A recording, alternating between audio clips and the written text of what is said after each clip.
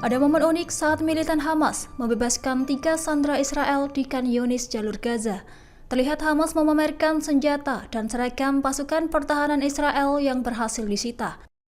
Bahkan mereka memakai seragam dan senjata pasukan IDF saat serah terima tawanan di hadapan militer Israel. Diketahui 3 sandera Israel dibebaskan Hamas dalam kondisi baik pada Sabtu 15 Februari 2025. Hal itu sebagai bagian dari kesepakatan gencatan senjata. Adapun proses pembebasan disaksikan langsung oleh Komite Palang Merah Internasional. Dilaporkan pembebasan berlangsung lancar dengan pengamanan ketat di lokasi serah terima. Sebagai imbalan, Israel membebaskan 369 warga Palestina yang ditahan di penjara Israel.